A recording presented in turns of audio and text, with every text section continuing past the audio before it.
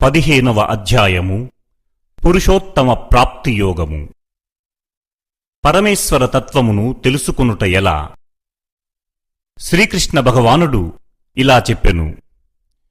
వేళ్లు పైకి ఉండి కొమ్మలు క్రిందవైపు ఉన్నది, వేదములే ఆకులుగా కలిగి శాశ్వతమైన అశ్వత్థ వృక్షము ఒకటి ఉన్నదని చెబుతుంటారు.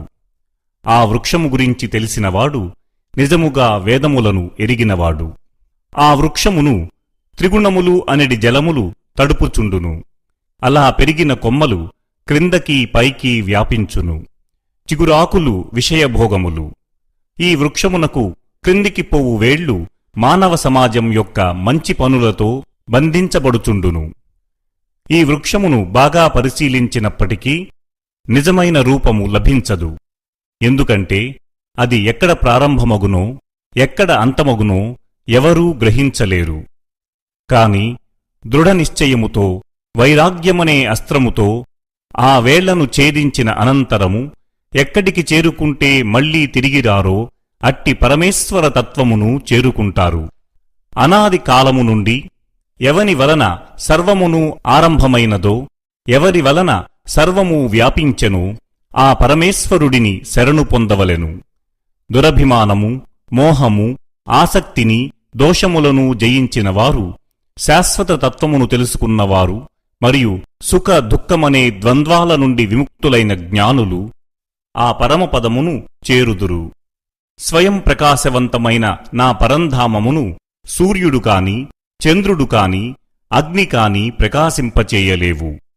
దానిని చేరిన పుణ్యాత్ములు మరలా ఈ ప్రపంచంలో తిరిగి జన్మించరు. ఈ లోకములో ఉన్న జీవులన్నీ నా శాశ్వత అంశములే. అవి ప్రకృతి యందు ఉన్న మనస్సు, ఇంద్రియములు, శబ్దాది విషయముల ద్వారా తమ వైపు ఆకర్షించును. ఆత్మ క్రొత్త శరీరములో ప్రవేశించినట్లు తెలుసుకోవడం ఎలా? వాయువు వాసనలను ఒకచోట నుండి మరొక చోటకి తీసుకుపోవునట్లు జీవాత్మ ఒక శరీరమును త్యజిస్తున్నప్పుడు మనస్సు, ఇంద్రియములను గ్రహించి వాటితో మరొక శరీరములోనికి ప్రవేశించును.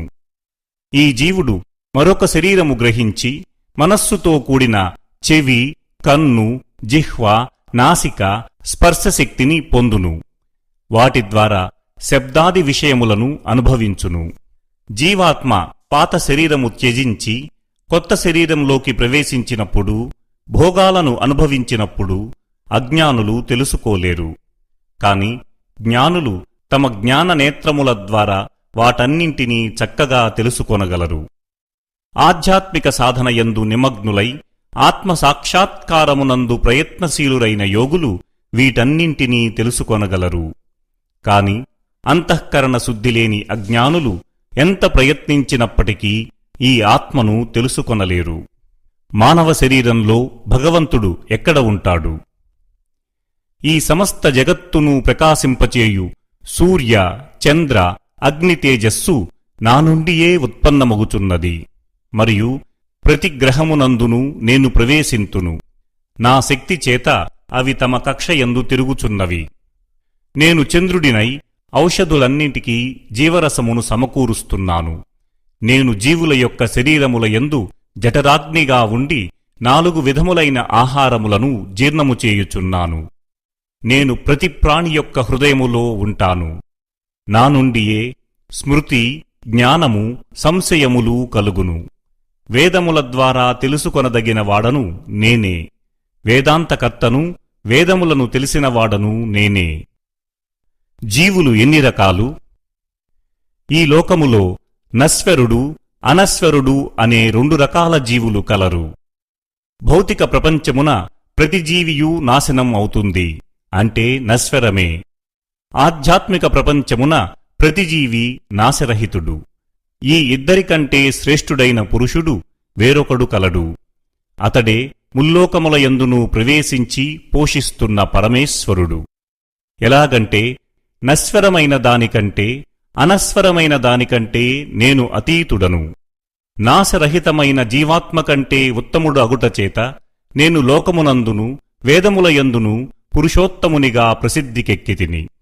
ఓ అర్జునా, ఎవడు సందేహము లేకుండా నన్ను పురుషోత్తమునిగా తెలుసుకుంటాడో అతడు భక్తితో నిరంతరము నన్నే పరమేశ్వరునిగా భజించును. అత్యంత రహస్యమైన ఈ శాస్త్రమును నీకు తెలిపితిని. దీనిని తెలుసుకున్న బుద్ధిమంతుడు జ్ఞాని అయి కృతార్థుడు కాగలడు.